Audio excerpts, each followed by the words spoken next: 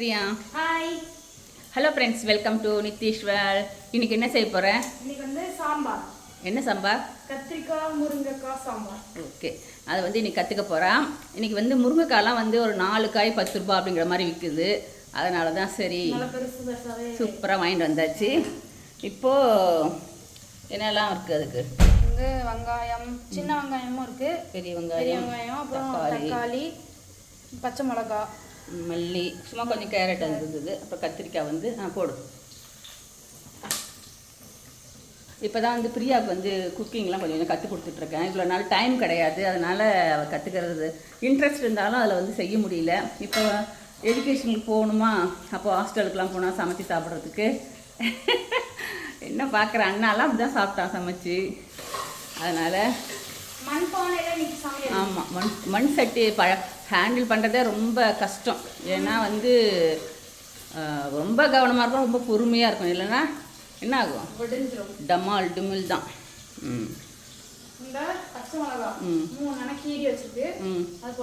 சரி,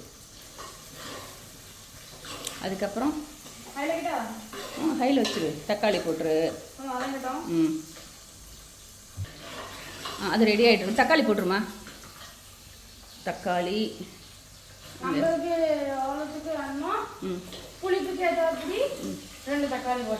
எத்தனை பேருக்கு சமைக்கிற? 4 பேர். அப்புறம் சைட் டிஷ் என்ன பண்ண போற? இது வந்து வாழைக்காய் ஃப்ரை, மசாலா போட்டு ரவுண்ட் ரவுண்டாக வெட்டி வச்சிருக்கு. இது புளி ஊற வச்சிருக்கு. சரி, ஓகே ஓகே.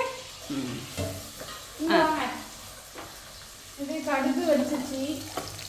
இதில் பூண்டு டேஸ்ட் பண்ணி போட்டிருக்கு. அதுலேயே நம்ம இதை போட்டு ஃப்ரை பண்ண வேண்டியது. போட்டுரு. போட்டுட்டு நல்லா ஃப்ரை பண்ணிட்டேன்னா, நான் இந்த மாதிரி அடிச்சுட்டு தொங்க விட்டுட்டேன். நல்லா இருக்கா சொல்லுங்கள். ஏன்னா டக்குன்னு இப்படி எடுக்கிறது எனக்கு வசதியாக இருக்குது. இப்படி விடுவணுன்னா எடுத்துக்கலாம். ஸ்டாண்டு இருக்குது, அது எனக்கு பிடிக்கல. இது கொஞ்சம் நல்லா இந்த மாதிரி இருந்தது. சரி, கொஞ்சம் நாளைக்கு இது யூஸ் பண்ணுவோம், அப்புறம் வேண்டாம்னா மாற்றிக்கலாம். சரியா? அந்த ஸ்டாண்டில் அந்த மாடி வீட்டிலே கிடக்கு. அது நல்ல கலர். ஆமாம், கலரையும் மூடி வச்சுருக்கோம். முருங்கைக்காய் சாம்பாரும் வாழைக்காய் வறுவலும் செம்மையாக இருக்கும். ரசம் வைக்கலான்னு இருந்ததுன்னா ஆமாம், நல்லா வதங்க. இதெல்லாம் போட்டு கத்திரிக்காய் போட்டு வதக்கக்கூடாது, அப்போ புளிக்குழம்பு டேஸ்ட் வந்துடும். கொதிக்கும் போது தான் நறுக்கி போகணும். சரியா? அது போட்டுரு. நல்லா வதங்கினதுக்கப்புறம் மசாலா சாம்பார் பொடியெல்லாம் போட்டுருக்கோம். சரியா? குக்கரில் வந்து என்ன வச்சுருக்குன்னா பருப்பு, தோரம் பருப்பு. ஆமாம், அதுலேயே முருங்கைக்காவும் போட்டாச்சு. அழகாக வெந்துச்சு பாருங்கள், குழையாது. நல்ல பல பலன்னு பெரியவங்கெல்லாம் சாப்பிட்றதுக்கு இந்த மாதிரி செஞ்சுருங்க. சின்னவங்க ஆமாம், அது வெந்துருச்சு நல்லா தான். சரியா? பெரியவங்க சாப்பிட்றாங்க அப்படின்னா அது வந்து குழந்தைங்க பெரியவங்களுக்கு உள்ளேருந்து எடுத்து சதை பத்தை மட்டும் கொடுக்கலாம். இல்லைன்னா நம்ம தனியாக போட்டு வேக வைக்கும்போது கொஞ்சம் நேரம் ஆகும். அதனால் பருப்புலேயே போட்டு வேக வச்சிடுறது. இப்போ நித்யாலாம் சாப்பிட்றதுக்கு ரொம்ப சிரமப்படுவா முருங்கைக்காலாம். இப்போ சூப்பராக சாப்பிட ஆரம்பிச்சிட்டா. சிம்மில் வச்சுட்டு மூடிடுமா? ஆமாம், சிம்மில் வச்சுரு. ஓகே. இது வதங்கிடுச்சா? இப்போ அது போடக்கூடாது, புளியை கரைச்சி ஊற்று. போடு. அவ்வளோதான்.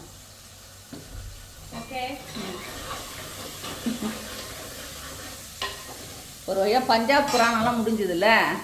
ஆமாம், இன்னும் ஒரே ஒரு வீடியோ பாக்கி இருக்கு. அங்கே ரொம்ப ஈஸிங்க. வெறும் சப்பாத்தி தான் 3 நேரமும். அழகாக ஏதாவது சைட் டிஷ்ஷு, கிரேவி மாதிரி கிடையாது, ஒரு மாதிரி ஃப்ரை மாதிரி தானே. ரொம்ப ஈஸியாக இருக்குது. பாத்திரங்களும் இவ்வளோ தேவைப்படாது. புளி கரைக்க, பருப்பு வைக்க, அது இது எதுவுமே இல்லை. ரொம்ப ஈஸியாக இருக்குது. அது இன்னொரு தடவை கரைக்கணும். என்ன கை மேலே தூக்கிக்கோ. அதுதான் அம்மா அந்த பெரிய வடிகட்டி வச்சுருக்கோம் பாரு. அது அந்த வடிகட்டி பாரு லாஸ்ட்டில். ஆஃப் பண்ணிவிடு, குக்கர் ஆஃப் பண்ணிவிடு. நீங்கள் குக்கரில் தான் சாப்பாடு. ஆமாம், கட்டு. இன்னும் ஒரு தடவை புளி கரைக்கணும். அதே மாதிரி இங்கே ஹேங் பண்ணிட்டேன். இதெல்லாம் டக்குன்னு எடுத்து வாஷ் இது பண்ணுறதுக்கு எவ்வளோ சீக்கிரம் முடியுமோ அவ்வளோ சீக்கிரம் வேலையை முடிக்கணும்னா அவ்வளோதான். சூப்பரா? இப்போ மஞ்சப்பொடி, சாம்பார் பொடி வச்சிரு. இங்கே வச்சிரு.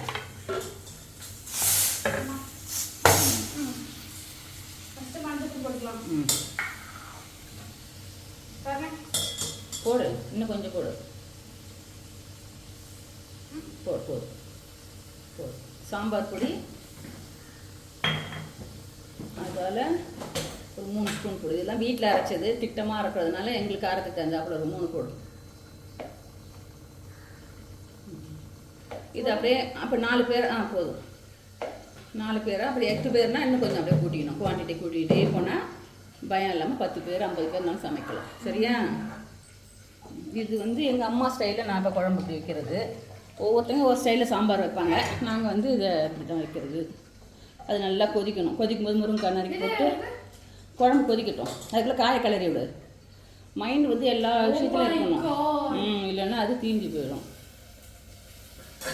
சமையலுங்கிறது ஒரு கலை. அதுதான் சின்ன பிள்ளைங்களுக்கு வந்து சமையல் கொடுக்கணும். சின்ன சின்ன வேலைகளை வந்து ஞாபகமாக அவங்களுக்கு அடுத்தடுத்து என்ன செய்யணுங்கிறது வரும். எவ்வளோக்கு நல்லா சூப்பராக இருந்துச்சா?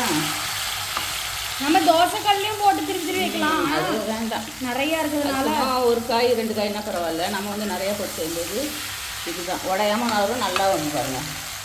கொஞ்சம் இது பிடிச்சி விட்டுக்கணும். எனக்கு இப்படி பிடிக்காது, இவளுக்கு தான் பிடிக்கும். அதனால் இன்றைக்கி அவளுக்கு பிடிச்ச மாதிரியே செஞ்சுக்கிட்டு இருக்கோம். எனக்கு அந்த மாதிரி பிடிக்காது. வேக வச்சு செய்வேனாலாம்.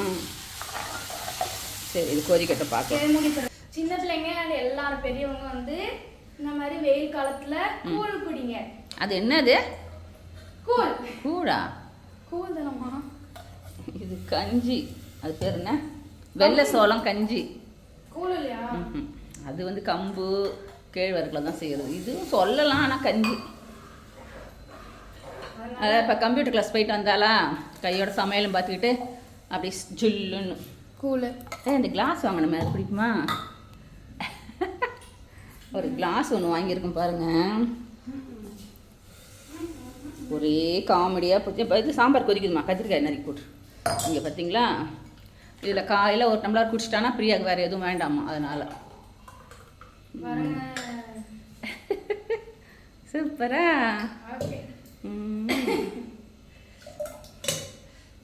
இன்னைக்கு லஞ்சு கிடையாது, அவ்வளோதான். சரி சரி வாங்க, சீக்கிரம் அதை நறுக்கி போடு. கத்திரிக்காயில் உள்ள பார்த்து பார்த்து வெட்டி போடணும். ஆமாம், இல்லைன்னா பூச்சிடும். ஐயோ எப்படி போட எப்படி போடு போடு, பரவாயில்ல. நீட்டாக போட்டால் அது ஒரு மாதிரி இருக்கும். இது இப்படி போட்டால் தான் நல்லாயிருக்கும் சாம்பார். அதான் பார்த்தீங்களா? இன்னும் ஒரு வாரத்தில் நம்ம வீட்லேயும் காய்க்க ஆரம்பிச்சிடும். அவ்வளோதான், போட்டால் முடிஞ்சு. நல்லா கொதி வந்தோடனே பருப்பு இதையும் போட்டு. உப்பு போடணும்ல? உப்பு போடு. கல்லுப்பு? கல்லுப்பு தான். ஒரு புடினா இப்படி கட்டு. அவ்வளோதான், அழுத்தி பிடிச்சி ஒரு புடி. ஸ்பூன்லாம் போட்டுலாம் பழகக்கூடாது. அது நல்லா கொதிக்கிட்டோம். நீ இது குடி. ஓகே. Side camera. வெந்துடுச்சா? அவ்வளோதான். கொஞ்சம் அப்படியே வச்சிரு, ஃப்ரை ஆகட்டும், மூடாத. அப்போ தான் எனக்கு அந்த இதில் அந்த கரம் மசாலா ஸ்மெல்ல பிடிக்கல. இப்போ ஏன் போட்டது, கொஞ்சோண்டு தான் போட்டது. அப்படியே வச்சிரு. அப்போ அது நல்லா நம்ம மூடுனா வேர்த்து கொட்டி கொட்டி மறுபடியும் அது கிறிஸ்பி ஆகாது. நம்ம அப்படியே வச்சிட்டோம்னா கொஞ்சம் திறந்து சூப்பராகிடும். இன்னைக்கு வந்து அது என்ன மாதிரி என்ன விளக்கெண்ணெய். இன்றைக்கி 2 பேரும் ஹேர் வந்து ஆயில் மசாஜ் பண்ணி குளிக்க வச்சுது. எல்லாரும் திட்டினீங்க பிரியாவுடைய ஹேர் ஸ்டைலை, ஹேருக்கு கலரிங் பண்ணதை பற்றி. நல்லா திட்டுங்க அவளை. வேணாம் வேணாம், நான் அவ்வளோ தூரம் சொன்னால் கேட்கவே இல்லை. அழகாக அந்த முடியை இப்போ தேங்காய் மட்டை மாதிரி ஆக்கிட்டு வந்திருக்கா. திரும்ப இங்கே வேறுங்க, தேங்காய் நார் மாதிரி இருக்குது. சரி பண்ணிடலாம், கவலைப்படாத. கலர் போகும், அந்த முடியோட இது போயிடும். நித்யாக்கு எவ்வளோ சூப்பராக இருக்குது. இப்போ வா, இதில் இந்த பருப்பு அதையும் போட்டு.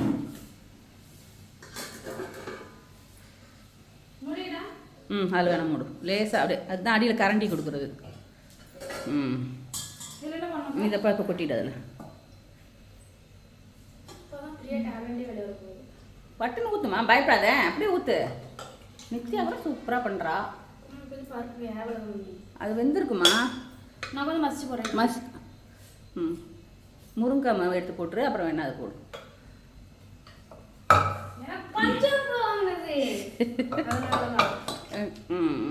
அது எல்லாத்துக்கும் யூஸ் ஆகுது. இஞ்சி இடிக்க, பூண்டு இடிக்கலாம் ரொம்ப யூஸ் ஆகுது. அந்த கீரை கடை வச்சுக்கலாம்லடி. எனக்கு ஐடியாவே வரல. ஆனால் ரொம்ப குட்டியாக இருக்குல்ல. பரவாயில்ல, அதுக்கு என்ன பண்ணுறது. பாருங்கள், அது போட்டு என்ன மசிச்சு வச்சுருக்கான்னு. அது கொதிக்கும் போதே சூப்பராக வெந்துடுமா. Okay okay fine. போட்டு இந்த பருப்பில் சாரத்தில் பருப்பு போட்டு நெய் விட்டு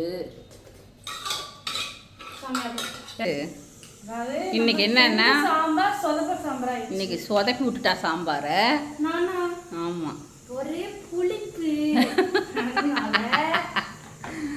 அதனால ஆல்டர்னேஷன் பண்றோம். ஆமாம், என்ன பண்ண போகிறோம், அரைச்சி விட்ட சாம்பாரை ஆக்கியாச்சு. முருங்கை அரைச்சி விட்ட சாம்பார் ஆக்கிட்டோம்.